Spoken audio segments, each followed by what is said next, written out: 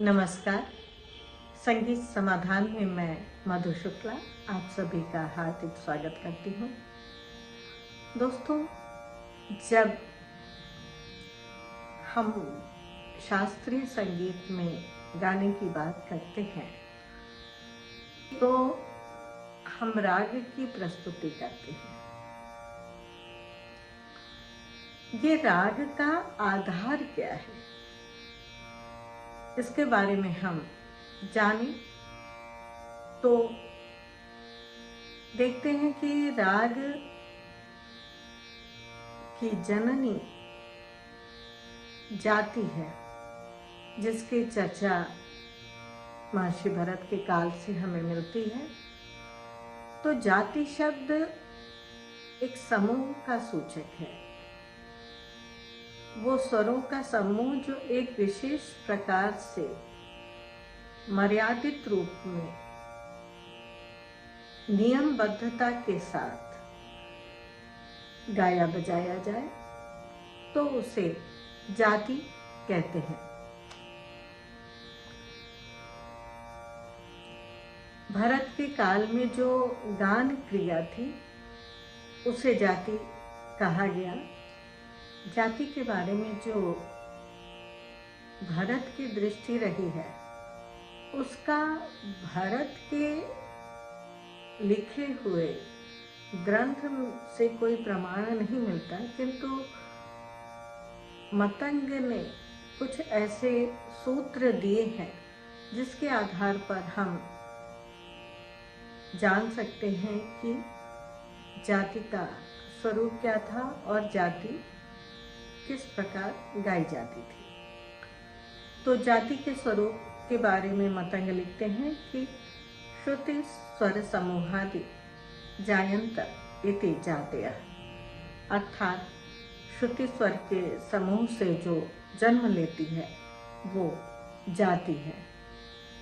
यस्मात् जायते रंजन प्रतीति रम्यते इति जातयः, जिससे रस की प्रतीति हो वो जाति है। सकल राग देशा जन्म हेतुत्वात् जातयः, सारे रागों के जन्म का हेतु होने के कारण उसे जाति कहा गया। जातय इति जातयः, यथा नराणाम ब्राह्मणों त्वादयो जातयः, जाति का सामान्य अर्थ लिया गया है, जैसे कि नरों में ब्राह्मण। रत्नाकर में कहा गया है कि यथा योग्य दोनों ग्रामों से उत्पन्न होती है अतः जाति कहलाती है, किंतु जिसकी उत्पत्ति हो वो अनित्य है, अर्थात जाति अनित्य है। नान्य देव ने भरत भाष्य में कहा है कि रस भाव प्रकृति आदि की विशेष प्रतिपत्ति जातियों में होती है। रस भाव प्रकृत्यादि विशेष प्रतिपत्तयः जायतत्ते जाति। अभिनव गुप्त ने इसी को विस्तार देते हुए कहा है कि स्वर ही जब विशिष्ट बनकर और सन्निवेश होकर रंजकता और अदृष्ट अभ्युदय को उत्पन्न करते हैं तब वो जाति कहलाते हैं। जाति को रागों की जननी कहा गया है।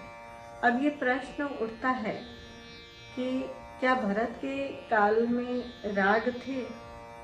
तो राग पे जब हम देखें तो भरत ने राग शब्द प्रयोग जरूर किया है, किंतु वो राग आज के संदर्भ में नहीं है। वहाँ पर राग शब्द रंजकता के लिए प्रयुक्त हुआ है, साथ ही जाति के लक्षणों के प्रयोग में भी राग शब्द की चर्चा की है।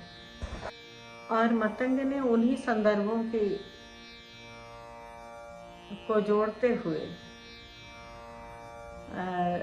भरत के काल में वो रागों की बात की, किंतु मुझे ऐसा लगता है कि ये उचित नहीं है। भरत के काल में जातियां गाई जाती थी। राग जो आज हम गाते हैं उसका संदर्भ भरत के काल में नहीं मिलता है। भरत ने जातियों के जो चर्चा की है उसमें जातियों को गाने की बात की और वो जातियां गाई कैसे जाती हैं उसके लिए उन्होंने 10 लक्षण बताए।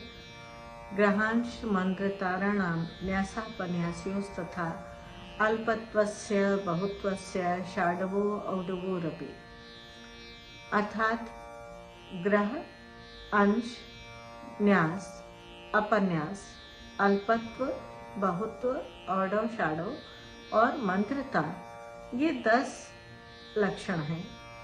ग्रह स्वर, जैसा कि आप जानते हैं कि जिससे राग का या जाति गायन का प्रारंभ हो। अंश जो प्राण स्वर है, जीव स्वर है, जो मुख्य स्वर है वो अंश स्वर, आज उसको हम वादी के रूप में जानते हैं। न्यास जिस पर रुका जाए, अपन्यास जिस पर समाप्त करें, अल्पत्व जो स्वर कम प्रयोग किया जाए, और अल्पत्व भी 2 प्रकार से, लंघन से और अनाभ्यास से। बहुत्व जिसको अधिक प्रयोग किया जाए, बार बार प्रयोग किया जाए, उस पर रुका जाए, तो वो बहुत्व का स्वर है और वो भी 2 प्रकार से होगा, अभ्यास से और अलंघन से, यानी बार बार लगाएंगे और जिस पर देर तक रुकेंगे। औडव 5 स्वरों का, षाडव 6 स्वर और मंद्र और तार, इन 10 लक्षणों से समन्वित होकर जातियां गाई जाती थी। और जातियों के गान में भी रस को प्रधान रखते हैं, ऐसा भरत का निर्देश है। भरत ने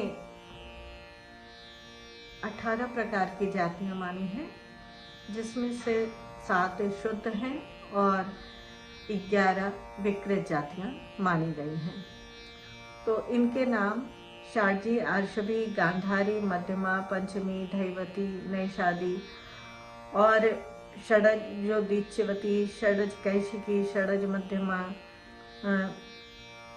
रक्त गांधारी, गांधारो दीक्षवा, गांधार पंचमी, मध्यमो दीक्षवा, नंदयंती, कारमारवी, आंध्री, पौरवी,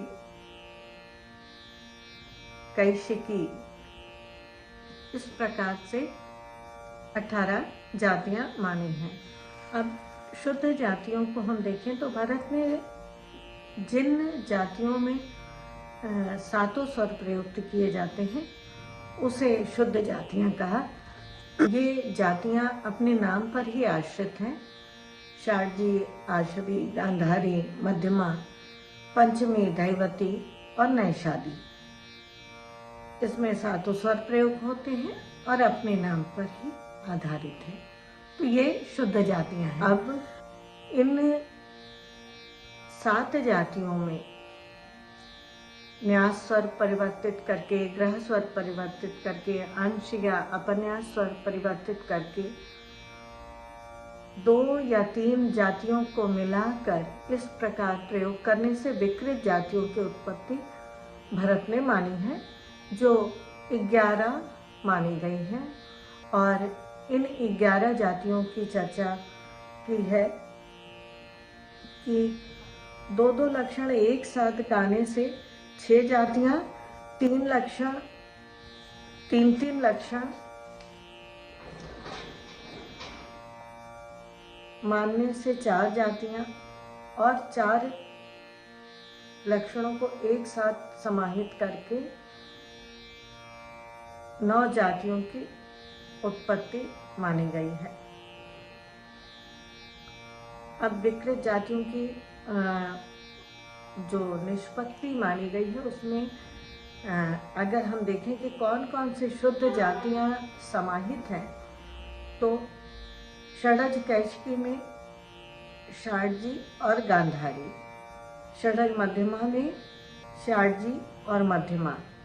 षड्जो दीक्षिवती में षाडजी, गांधारी और धैवती। कारमारवी में आर्षभी, पंचमी और नैषादी।